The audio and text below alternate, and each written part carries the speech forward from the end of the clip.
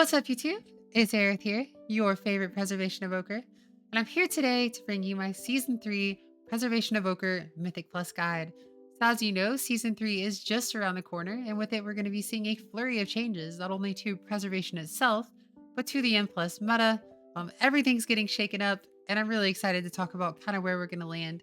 I do have some great news. Preservation is looking to be one of the strongest healers coming into this next season. Our healing throughput looks absolutely amazing. Our damage looks absolutely amazing, and our utility continues to be absolutely amazing. In this guide, you can expect me to be covering everything from the absolute basics to a lot of the more advanced combos. We'll be talking about the playstyle adjustments, things that we want to be changing moving into Season 3, and some of the things that are going to make us be really standout healers. I've learned a lot over the last 2 seasons of playing the spec, and I'm super excited to share the culmination of all of that knowledge. Even if you're someone who's been playing Preservation for a long time, there's a pretty good chance that you might find a tip in here that really changes and elevates your gameplay. So be sure to stick around. Before we get into it though, make sure that you press the subscribe button. Make sure that you like this video, that you comment on this video, and that you follow me over at twitch.tv/eylashtv, where I'm probably streaming right now, being really silly with a bunch of my best friends, playing high Mythic Plus keys. That said, let's go ahead and get straight into it.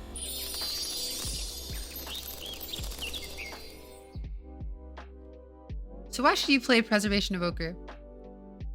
Preservation is an incredibly versatile healer that offers very high burst healing. We're also very powerful into rot healing. There's a lot of room for skill expression with this spec, and it's something that I have been super hyped to explore. I mean, just the potential is so high. I'm always discovering new combos, new interesting things that I can be doing, new ways to spend my resources in different ways to just produce different results. There's a lot of room for skill expression, a lot of room for creativity that a lot of the other classes I think lack on some level. We have some very powerful cooldowns. We're highly GCD efficient, very tanky when we play our defenses properly. We bring lust, and of course, we're incredibly flashy and unique. Now, moving into Season 3 specifically, I would say that the flashiness and the uniqueness is only going up with our tier set, which is one of the best tier sets in the game as far as Mythic Plus healer tier sets go. And it's just something that's really fun to play at the moment. Some of our weaknesses is that the spec is very punishing. With great power in terms of a skill ceiling comes great responsibility. We do lack poor single target sustain, but that's definitely something that's been remedied quite a lot moving into this next patch. And I would actually say that relative to the other healers, our single target sustain is not so bad anymore. We do poor single target damage. This still remains to be true. That said, our damage is very good moving into Season 3. The one big weakness that I did want to talk about is that we have really horrible range. This is only exacerbated by the fact that our most important abilities are actually narrow frontal cones in Dream Breath and Temporal Anomaly, which means that our team needs to stack when things are getting really hot and heavy. That said, with a lot of practice, this kind of fades into the background. I will say though that when you're moving from something like a Holy Paladin or a Priest, the range itself and the skill shot kind of narrow frontal cone nature of a lot of our heals can be something that is very hard to learn. Our positioning matters in a way that no other healer's positioning does. And that is definitely a very strong weakness, which can of course result in you and your best friend being dead on the floor. Let's talk about stats. Before anything else, I'd like to go ahead and note that all of our stats are quite powerful and they all have various uses. That said, for Mythic Plus specifically, I would aim to get about 20 to 25% haste and then go from there. Crit is our second best stat behind haste because it does quite a lot of damage and it also does a decent chunk of healing. Versatility is a strong stat in situations where we really want to be tankier. And of course, mastery is our best healing stat. So even our quote unquote worst Mythic Plus stat in mastery is still the best stat for pure healing. So always wear item level. You actually just can't go wrong with your stats. Like no matter what your stats are, you're probably just doing okay. The only real rule that I would say for me personally is around 20 to 25% haste. Too much lower than that, and you're going to really struggle to respond to a lot of the very fast-paced questions that the game throws at you. Hey, can you heal this? So, well, maybe if I pre-cast that Spirit Bloom, I could have, but you know, it's happening right now, and Spirit Bloom's a 4-second heal. What am I going to do? This is the thing that can happen if you have too little haste. So make sure that you do have some critical mass of haste, and you can kind of play around with that. Let's look at our talents. So this is our general tree. There is one particular talent, or two rather, that I feel can be moved around. I will say that Ancient Flame has gained quite a lot of value and is definitely a new consideration. That said, this is one of the two flex talents. Also, our Deep Breath Stun is the other flex talent that I would point out. These could go into all kinds of different things. On a week where we need, or in a week or a dungeon where we need to either AoE soothe or soothe something in specific, we will take Overawe. You can put one of these into the modifier for Renewing Blaze if you want either more Renewing Blazes or if you want your Renewing Blaze to simply be stronger. We can also take a faster heavy wing beats to get a faster tail swipe or a faster push forward wing buffet. Sorry, it was escaping me. But either of these are also quite great. And on Sanguine Week, you really want to be able to knock as frequently as you possibly can. So the rest is kind of up to you. Again, these are the two wiggle talents, and I would kind of leave the rest like this. So let's talk about our specialization tree. In Season 3, Life Force Mender has gained an absolutely astronomical amount of value. So our new tier set actually produces a lot of living flames. And those living flames do a lot of healing over the course of a dungeon. Looking at some breakdowns, I've seen just absurd amounts of living flame healing just from our tier set. And aside from that, we're also pressing living flame as a single target heal a lot more now than we ever have in the past. And that means that Life Force Mender just gains a lot of value. It also is the single most important talent for strictly doing damage in the entirety of your tree on either side. And so for that reason, it also has a lot of value. I would say that these two are in direct competition with Renewing Breath. But that said, this season, just the healing that you get from going straight down the middle is just so powerful. It's something that you definitely can't pass up. There are some considerations to dropping Temporal Anomaly altogether to pick up 1 point Renewing Breath and Ouroboros, or perhaps Ouroboros and some CDR on Spirit Bloom. But that said, of everything that I've tried, I find that this build has been the best build in general. So this is a pure AoE healing build. It's also in play in Season 1 and 2. I'm not recommending this build for Season 3, but if you really feel like it, you can give it a whirl. You're going to have worse single target healing, but you will have some pretty decent AoE healing that you can get with the increased healing on Dream Breath. And the CDR on Spirit Bloom is also quite nice. One consideration though, again, this is what I would play. These talents right here. One thing I do want to make note of is that we are never dropping Grace Period. Grace Period is insanely powerful. It is just such a powerful tool in Mythic Plus. I would never drop it for anything. I think it's the best talent in the tree, especially once you get good at playing around it. You have a single reversion on a party member with Grace Period talented, you will get plus 10% healing on that party member. And if you have two, an echoed reversion and a reversion, then you will get plus 20% healing on that single member. This is just an invaluable piece of utility to just be able to say, hey, I'm going to do 20% more healing to this person. That's a lot. That's a huge amount of healing, and it's not something that you can really pass up. Getting into consumables, we will remain to use Howling and Buzzing runes. We'll use a Buzzing rune in the event that we feel we have enough haste. If we feel that our haste is a little bit on the low side, then just go ahead and pop on a Howling rune and call it a day. Our two files are Tepid Versatility and Corrupting Rage, depending on our personal needs and comfort level. Corrupting Rage will result in more throughput, but at a cost, of course. That crit is really big. You're going to get a lot of damage out of it. You're going to get a lot of healing out of it. But it could leave you with a nasty debuff, which at the wrong time could result in your mastery being turned off during like a heavy damage event. You could get the debuff like while you have a single target dot on yourself that's just absolutely like, bleeding you out. And that can be really powerful or really painful. So it is definitely a safer option to go with the file of Tepid Versatility. That said, I use file of Corrupting Rage in all situations at this point in time. Unless, of course, there's just some like one-shot thing that I'm kind of scared of, to which point I might use the Tepid Versatility. As far as our damage consumables go, we want to use Shocking Disclosure Potions in AoE.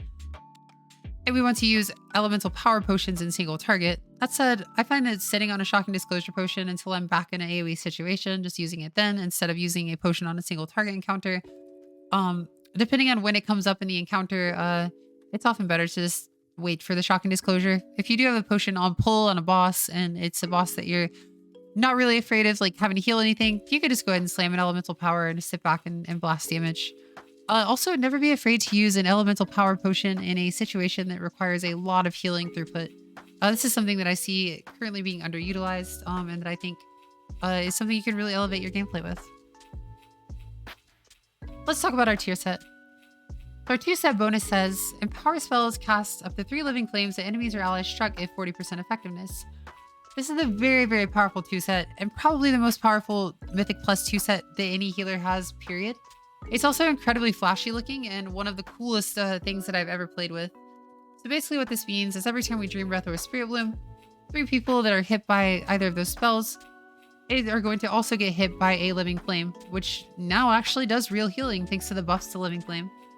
So this is a very, very, very powerful tier set. One note is that it also does do increased damage. Or it also does send a Living Flame at people that we damage with Fire Breath. So we can effectively Fire Breath, give 3 free Living Flames, and then of course proc our Leaping Flames for just this massive, massive burst of damage.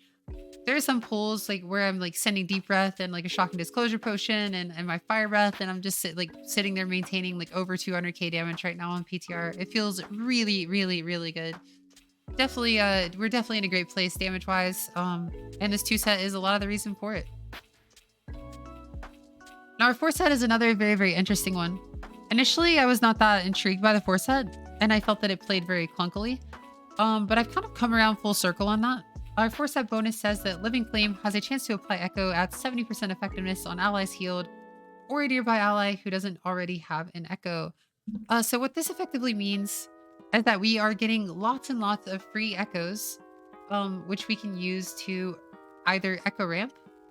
We can use these to just apply lots of reversions. You just have a lot of Echoes. And the more that you play with this tier set, or with the 4 set in particular, the better you'll get at it. Oftentimes, I'm just cashing these in for reversions so that people are getting increased healing from all of my other abilities. Sometimes I'm being very intentional with this tier set and using Fire Breath as effectively a really powerful Temporal Anomaly. By empowering the Fire Breath, shooting out 3 Living Flames, which may or may not give me a few Echoes, and then using the Leaping Flames to potentially get a lot more Echoes. Our Fire Breath has been transformed into an insanely powerful spell thanks to our 4 set. I think this is one of the underutilized things when I watched other evokers playing, but you can actually use Fire Breath as a ramp tool now, just by making use of all these free Echoes that you're getting. So one other note is that with all of these free Living Flames that we're getting from our 2 set, not only are we getting a lot of Echoes from our 4 set, we're also getting a lot of Essence Burst. And so we can use this Essence Burst for a lot of various other things. Let's get kind of into some of that here. So as I mentioned, we'll talk about some of the playstyle adjustments. We're gonna have a lot more Essence Burst. So in a world where melee is insanely powerful, which appears to be the world that we're moving into, Emerald Blossom as a spender strictly with Essence Burst is actually a very, very powerful option. That said, you want to think of Emerald Blossom as a garnish on an otherwise very full and well-developed, chocolate sundae. It's just the cherry. That's all it is. You're not trying to heal your entire group by just spamming Emerald Blossoms. You're using an Emerald Blossom after you've already done everything else. You've expended all your other resources. You've got double Dream Breath rolling. You have a lot of you've got a lot of reversions and echoed reversions that are rolling. You've been topping people up, but people are still taking damage. You're running out of resources. You get a couple Essence Bursts. You could just use those as like a little flourish, like it's just a way, like an extra little kind of like breath of life to give to people. And I actually find myself doing this quite a lot on the PTR and some of these comps that are more melee heavy. As I mentioned, we have lots of free Echoes. And of course, Fire Breath is now just a better TA. One of the downsides of all of this stuff is that there is an element of RNG associated with everything. It is very possible with the nerfs to Temporal Anomaly that you send out a Temporal Anomaly and the wrong person doesn't get hit. It's possible that just some of these Echoes like go on to totally random people that they aren't really very useful. Or that you just don't really get that many that many Essence Bursts out of it. Again, there's a lot of RNG here. That said, like there's so many points of RNG that are kind of like being shuffled around at the same time that you're almost never coming up starving. You almost always have something that you can work with, and it does create this like nice little flow where you're sort of looking at your resources, deciding what's there and what you can use in a given moment. So let's talk about the overall playstyle and rotation, some of the ways it's changing. Um, so of course these are the critical abilities. We have Echo, which is of course going to replicate any heal that we do to another party member onto the echoed party member or members. Temporal Anomaly is a way of spreading a couple of echoes, 3 actually, at the same time. That said, they are weaker echoes. Spirit Bloom is our big burst healing. Burn Embrace is our single target kind of like burst spell, which can be of course echoed for an even bigger single target heal. And Dream Breath is our big AoE hot ability. So let's talk about how we actually heal.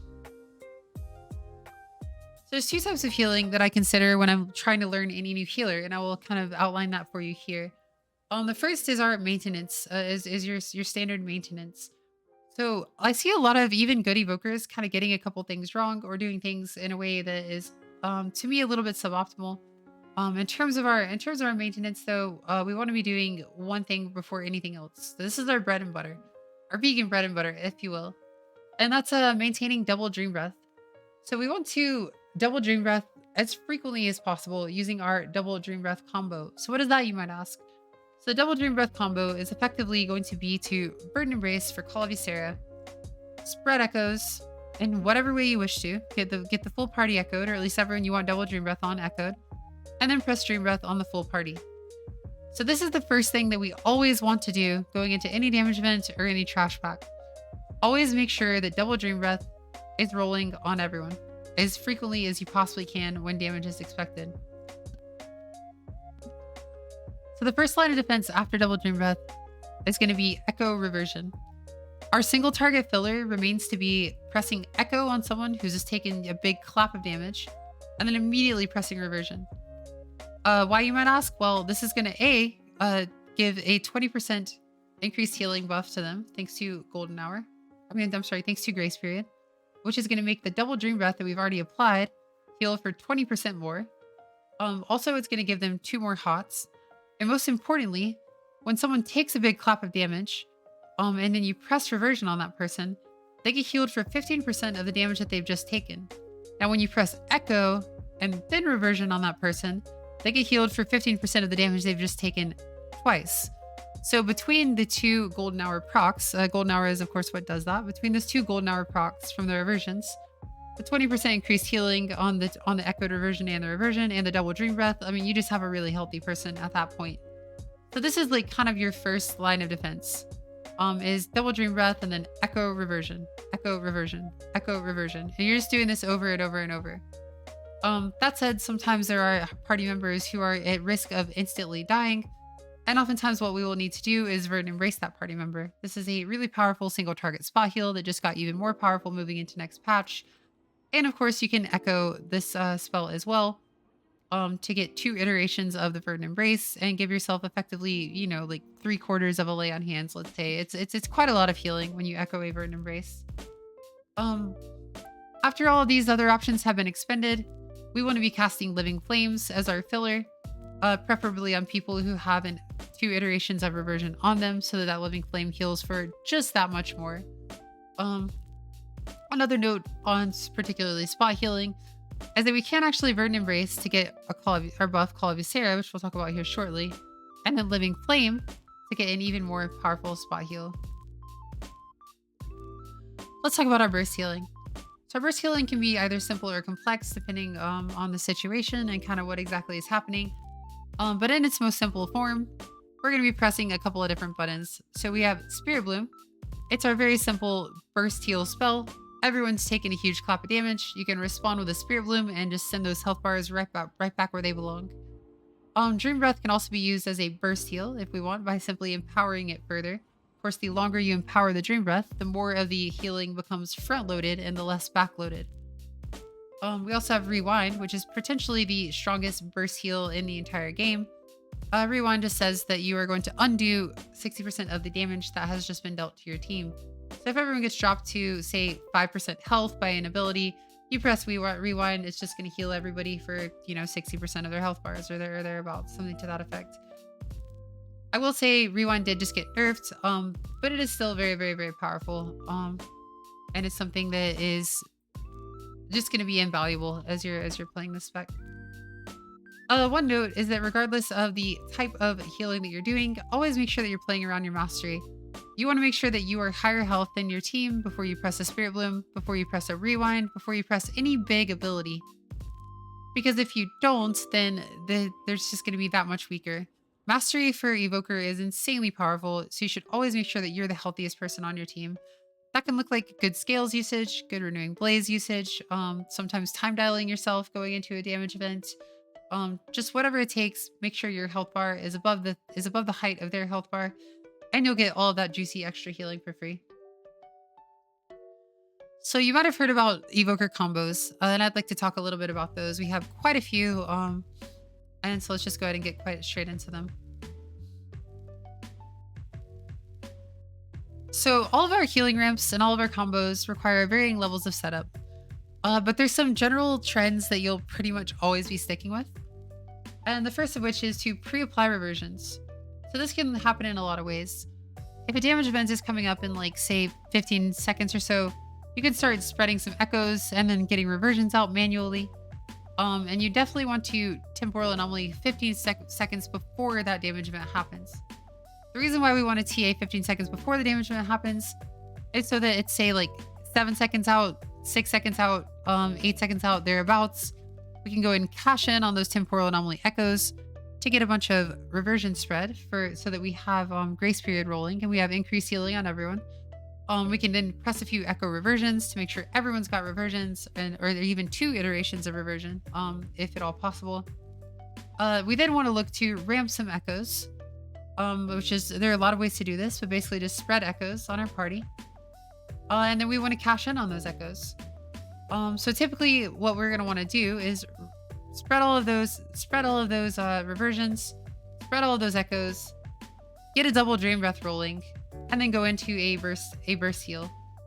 Like be it Spirit Bloom, be it Rewind, or be it a Lifebind window. We will talk quite in depth about Lifebind ramping and kind of what goes into that here shortly. But that's the general flow of the spec in terms of our ramp, our general ramp and combo is to remember spread a bunch of reversions, get double dream breath rolling, and then move into a burst cycle of our combo once that damage has already hit. Or is hitting, rather. So there's a couple of ways to ramp our echoes. The first is manually, by simply pressing echo, echo, echo, echo on our DPS and ourself. One thing about this is in order to get 4 echoes, you will need an essence burst. But this patch, I find that you have lots of essence bursts all the time. Also, every time that you press Living Flame, you have a chance to get an echo. So the likelihood that you just have an echo or two just kind of sitting around is actually quite high. So oftentimes just a manual echo ramp can look like just spamming Living Flames into the boss and then pressing like 1 or 2 echoes. And then, you're able to, from that point, utilize those echoes for whatever you will. The second way is that we can use Temporal Anomaly. Temporal Anomaly is a very quick, like, get out of jail free card when we just very quickly need an extra little bit of gas to add to a spell. We can Temporal Anomaly first. And the third of which is, what I consider to be the strongest currently, which is to Fire Breath and then Living Flame an enemy to simply spread a bunch of echoes. So that Fire Breath is going to proc our 2 set, which is going to give us 3 Living Flames, all of which have a chance to proc an echo. And then the Living Flame itself is going to proc Leaping Flames and splinter into as many as we empowered our Fire Breath, as many Living Flames as we empowered our Fire Breath. And all of this is going to result in a lot of free echoes because that's a lot of Living Flames, both from the tier and from the Leaping Flames from our Fire Breath. So yeah, this is a great ramp tool now, and it's something that I think a lot of people, like, once they start to pick it up, you'll just see it just feels really, really good. It feels insanely powerful. I can't wait for you to give this a try if you haven't already. All right, so let's talk about some of the combos. When we talk about our combos, the most important thing to mention is Call of Ysera. So Call of Ysera is a buff that we get when we press Verdant Embrace.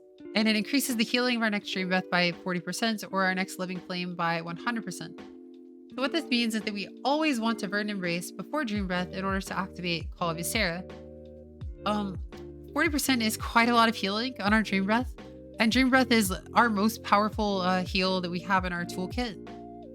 So making sure that we buff that most powerful heal by 40% is absolutely critical.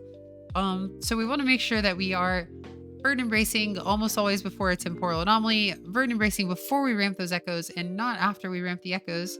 Because let's say that we press all these echoes and then we Verdant Embrace to try to buff our dream breath. Well, then we've just consumed all of our echoes, and our dream breath, when we send it out, isn't gonna be buff. Isn't gonna do much of anything. It's gonna be buffed by Call of Ysera, but it's not gonna be the double dream breath that we're really looking for. So anytime you're looking to ramp echoes into a double dream breath, you're gonna Verdant Embrace first, and then choose one of these options, and then dream breath. And that is the basic dream breath ramping combo. That said, Verdant Embrace is the only way that we can enter into Lifebind. So we're also using Verdant Embrace as a part of our Lifebind combo, and we do this in a slightly different way. We'll talk a lot in depth about kind of Lifebind windows here in just a moment. But yeah, the one note is that Spirit Bloom can also be echoed in the event that there's just this heavy clap of damage and not really a lot of follow up. So it is also a viable option in some situations, but almost always you want to be using your echoes to activate or to get a double dream breath in tandem with Verdant Embrace. So Temporal Anomaly itself is a very interesting spell, and it does a lot of things. It has been nerfed very heavily, so the most frequent thing that we're going to be doing with it is just using it as a reversion applicator in order to get the extra 20% or 10% healing on as many people as we can going into a damage event. So pressing Temporal Anomaly 15 seconds before a damage event happens just to spread a bunch of echoes is something that's really, really, really good. We can also use TA in a pinch to open up a small lifeline window by just going Temporal Anomaly, Verdant Embrace. We'll get like a nice little AoE heal, and then we have a lifeline window which we can exploit. That said, Temporal Anomaly echoes make for a very weak lifeline window because the Temporal Anomaly echoes are very, very weak compared to just a natural echo. So most of our lifeline windows, we want to actually use a natural echo in order to do. Temporal Anomaly into Spirit Bloom is like one of the most common lines of play now. If we Temporal Anomaly 15 seconds before the damage event, then that means in the middle of the damage event, we can Temporal Anomaly again, often after we've already put double Dream Breath on the full party, and then use that for a Spirit Bloom. So that's definitely something to keep in mind, and something like that you can be doing with that spare TA that you're not really sure what to do with because you have reversions on everybody. You have double Dream Breath out. It's like, well, what do I do with this? You can also Temporal Anomaly into Living Flame, kind of in a pinch, in a similar way to just when you need a Temporal Anomaly into Verdant Embrace, just to like get some like quick, free, kind of cheap, fast foody sort of healing onto your team. I did mention that Dream Breath can be applied with Temporal Anomaly, and this kind of goes back to our ramping echoes. So you can always use this just for the double Dream Breath. That said, like if it's a really big scary damage event, you really want those natural echoes. But again, not the end of the world if you do choose to go this way. So let's talk really briefly about Lifebind. So Lifebind is one of the coolest parts of the spec. It's something that I absolutely love and that people have found all kinds of different ways to exploit over the last 2 seasons. Lifebind basically just says that when we Verdant Embrace, we bond our life with an ally, causing healing that happens to us to also happen to them, and healing that happens to them to also happen to us. So this is a one-way street. Heals that happen to us happen to them to us. If we spread a bunch of echoes and then we Verdant Embrace to give everyone a Lifebind window, it's still a one-way street. You know, the hunter isn't lifebound to, you know, the demon hunter or the warlock. The warlock is not lifebound to, you know, the shadow priest. They are lifebound to you. You are lifebound to them.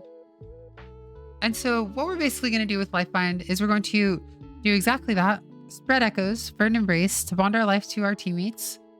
And then we're going to make use of this Lifebind window, this 5-second Lifebind window, to do as much healing as we possibly can to ourselves so that it also replicates onto them. So let's show you what some of these Lifebind windows look like and kind of some of the ways you can exploit a Lifebind window. So we can start with a Temporal Anomaly. We can spread some echoes manually. We can then press Renewing Blaze because it transfers through Lifebind, and Verdant Embrace, and then press Emerald Communion. This is the most basic Lifebind ramp, and it's the Lifebind ramp that you've probably seen a lot of us doing as evokers. It's a very, very, very powerful way to just get an absolutely crazy amount of healing out in a 5-second window. This is, of course, the most healing we can possibly do in a 5-second period is this Lifebind window into Emerald Communion. And this is the combo that you want to be using to heal the most dangerous damage events that you're faced with in the entirety of a dungeon. One quick note is that, again, Temporal Anomaly is a lot weaker than a Natural Echo. So it is very possible for you to accidentally kill someone or not have enough healing for someone because they got a Temporal Anomaly Echo instead of a Natural Echo. So be very, very, very careful when using a Temporal Anomaly and into a Verdant Embrace Emerald Communion.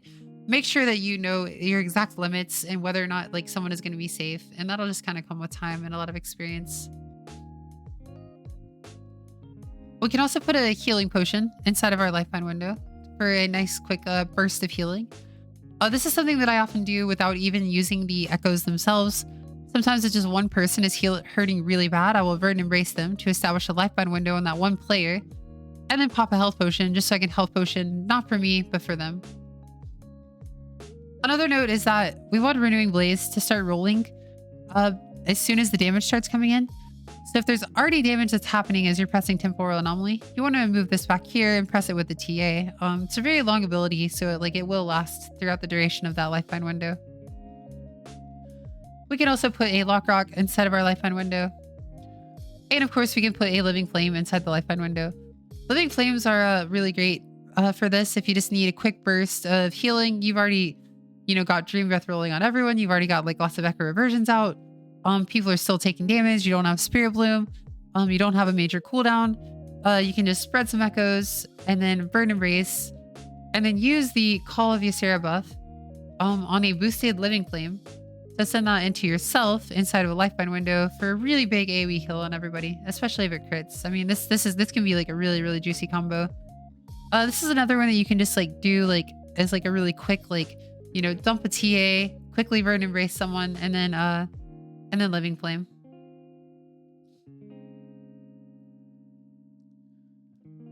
So getting into a more practical application of what our Echo Ramp will look like, this is kind of like one way to heal a really major damage event that's coming up. You can Temporal Anomaly, again, 15 seconds out, however far it may be, and then cash in on those echoes. Maybe spend some Living Flames to try and get some more free echoes.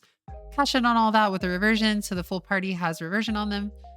Then start our Natural Echo ramp, then Verdant Embrace into your Emerald Communion. This is going to be something you're going to do time and time and time again. So make sure that you understand how this functions, why it functions that way. This is a great one.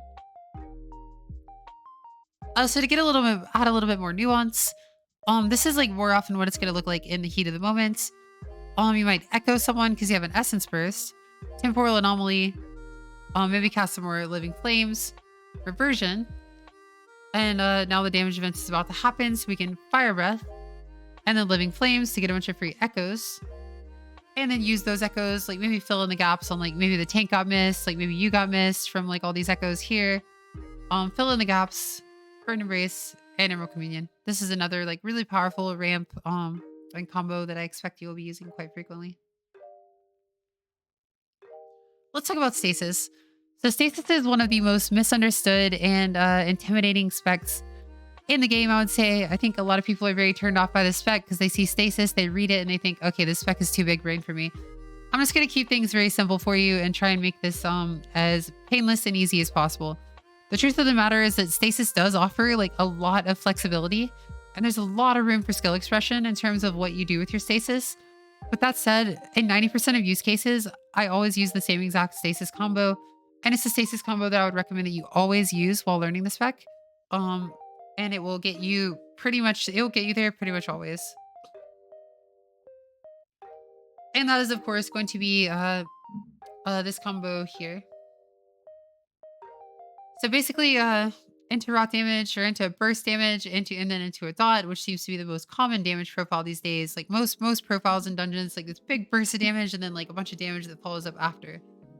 And so what we typically want to do is in these situations is go Bird Embrace, 2 Echoes, Stasis, Temporal Anomaly, Dream Breath on 1, Spirit Bloom on 4. And what this does is we have effectively put double Dream Breath on the full party because we Burden Embrace to get our Call of Ysera buff.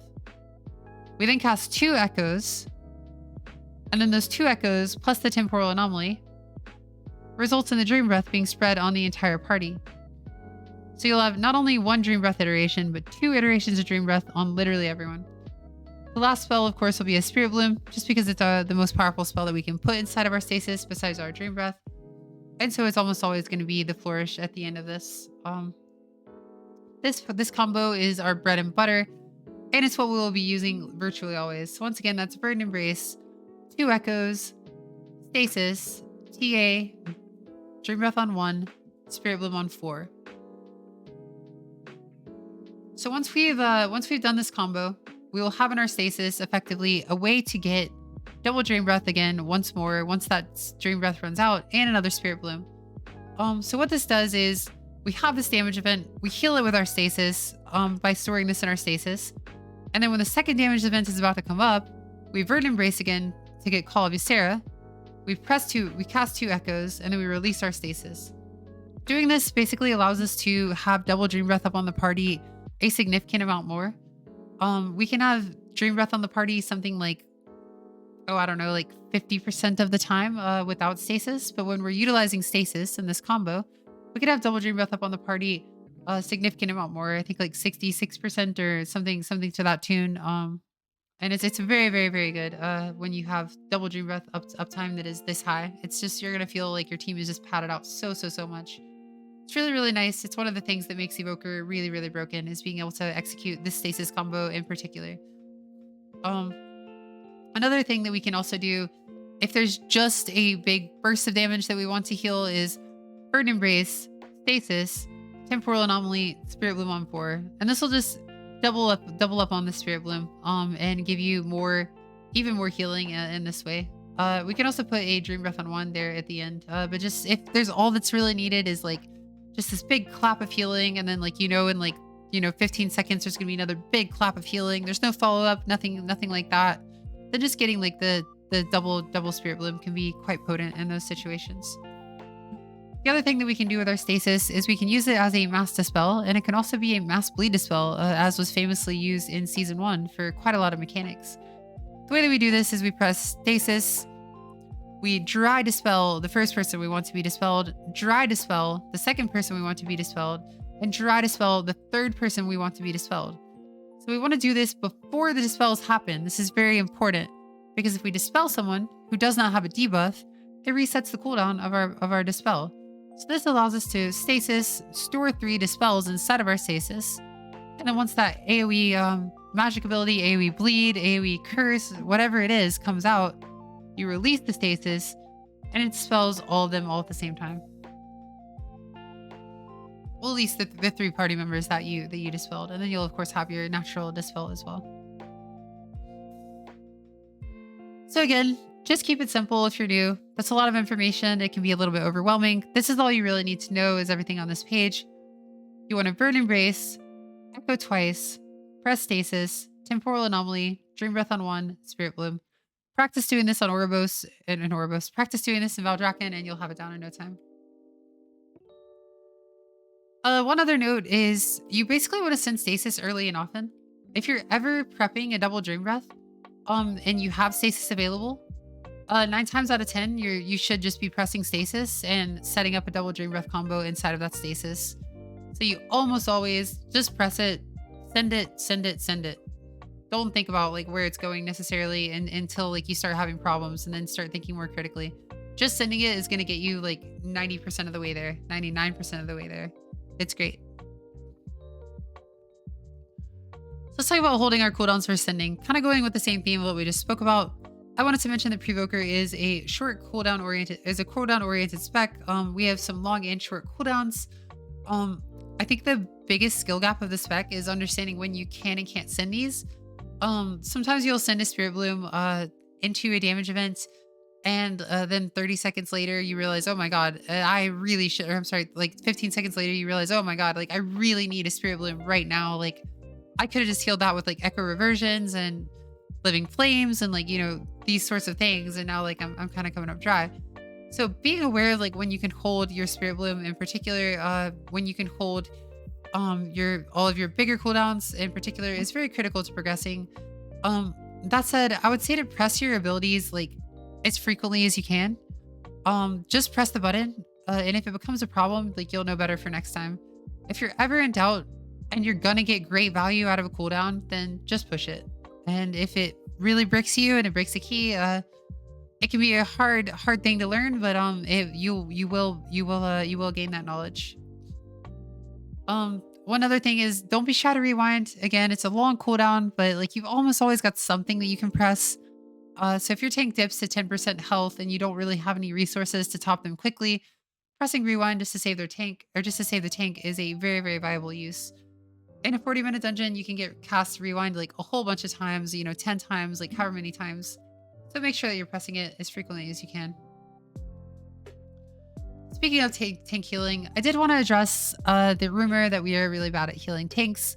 This is actually not true, especially going into next season. I would say that we are actually one of the best tank healers that there is. Echo Reversion is probably the most powerful spot heal in the game into a tank specifically. I've seen some individual golden hour heals of 500k in some particular situations. And they can just really scale like so high upwards. When you're just pressing Echo Rev into a tank, it does so much healing, like absolutely so much healing, especially if they're getting like really plastered. I mean, tanks can take a ton of damage over the course of 5 seconds. So 15% of that damage when they're already like also healing themselves, they're already like, staying like reasonably, doing a lot. Like 15% of that can be enough to move their health bar like a crazy amount. I mean, you'll be shocked at how big some of these golden hour heals like actually get on specifically tanks. Fire Breath on pull is a great way to catch a lot of the initial damage that a tank is tanking. So like a tank like pulls a bunch of stuff, they're setting up, their health bar is dropping because they're very vulnerable while they're setting up. If it's a blood decay, charging a Fire Breath like right on pull is a great way to get a big heal out like very quickly. That said, Fire Breath generates an absolutely crazy amount of threat, so be really careful. It is a big heal and it's also a lot of damage. It's super easy to rip threat and just die if you're not careful, especially if you use it in tandem with like Tip the Scales or something. So just be careful out there. One note is that your Dream Breath and Echo Dream Breath should be off. The double Dream Breath combo that we've spoken about should be up as often as possible during trash. And for the most dangerous trash, we want to make sure that we open a stasis when we're doing that double Dream Breath to keep to have higher uptime of double Dream Breath active on the tank. One other note is that time dilation is very powerful, but it's definitely not free. If you're time dialing your tank, then they're going to get this really nasty bleed from the time dilation, and you can't leave them alone with it. You need to make sure you're healing off that bleed as well. So the most optimal use of time dilation often involves pressing it when their defensives are down, and making sure that they will have defenses back up as the TD bleed rolls in. So for instance, an example of this is like on a Guardian Druid. A lot of times like they'll press Bark Skin and their Bark Skin falls off, and I'll heal them as much as I can while their Bark Skin falls off, and then time dial when they have Bark Skin back up, when I know they'll have Bark Skin back up again, just in time to deal with that bleed. And if you can kind of coast them to that time dial, use the time dial to coast them back to their Bark Skin or whatever their major CD is that they're looking to get back up. Let's talk very quickly about damage. How do we deal damage? So this patch, we're actually one of the highest, if not the highest damage dealing healers that there is. And our damage rotation though is very simple. You get a lot for doing very little, it feels like. We basically want to keep Fire Breath on cooldown. We want to keep Deep Breath on cooldown. We want to keep Shocking Disclosure Potion on cooldown, aiming to use it in mass AoE, much like Deep Breath. We want to Living Flame an enemy with fully powered Scarlet Adaptation before we use our Leaping Flames. And we want to use our extra essence that we might have sitting around, extra essence burst, to keep our mana bar topped and to get a slight DPS increase by using Disintegrate. The only time that we really want to Azure Strike is when we are either relocating or dodging a mechanic. But for both of these things, it is actually very powerful. It's very good to have an ability that you can simply fill dead air with. Let's say no one is injured, so we're not echo reversioning while we move. We can simply press Azure Strike and fill that void. I think that the biggest piece of advice I would give though is that if you're trying to maximize your DPS, just be more still than you already are. A lot of times when I'm watching VODs for people, when I'm critiquing their play, or people send me like videos all the time, I'll look at what they're doing. And the first thing I notice is like you move around so much for absolutely no reason. Try not to walk around a lot for no reason. If you have no reason to strafe 5 yards to the left, like why are you doing it?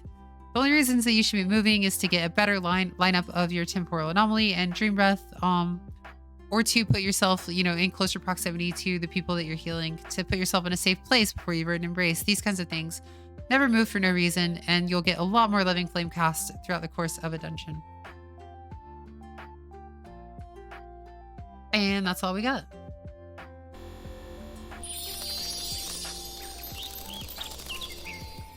I really hope that you've enjoyed this. I put a lot of work into this particular season's guide in particular. I'd say that this last season was a pretty big success. The 10.1 patch was really, really, really great for my team specifically. I played Preservation Evoker for all of 10.1 right up until 10.15 when they forced me against my will to play Holy Paladin, and I will never forgive them for that. But that said, I'm super glad to be moving back to this spec. It's got a lot of exciting things coming up. Our damage is crazy. Our healing is crazy. It's looking very much like we have a pretty good chance at being like up there in the meta, at least meta adjacent. The unfortunate thing about Evoker, and when we're looking at like a meta specs, is that we don't really have a buff that is like super necessary. And of course, Augmentation Evoker is a part of the meta. That said, there's nothing wrong with having 2 Zephyrs. 2 Zephyrs is quite factually a lot better than 1 Zephyr. So never be afraid to play a Preservation Evoker into a comp that also has an Augmentation Evoker. You just get more like big AoE damage mitigation.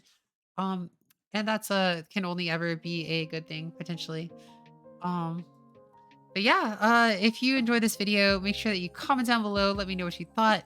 Definitely make sure you like and of course subscribe so you can get all of my latest videos and pre-Evoker content. There's gonna be a lot of it coming up this upcoming season, and I'm super excited to share it all with you. The other thing I wanted to note is that you can probably find me streaming right now at twitch.tv/eylashtv. Once again, thanks to everybody for hanging out. I love y'all. Best of luck in this upcoming season. We probably won't need it because we're insanely powerful dragons. Bye, besties.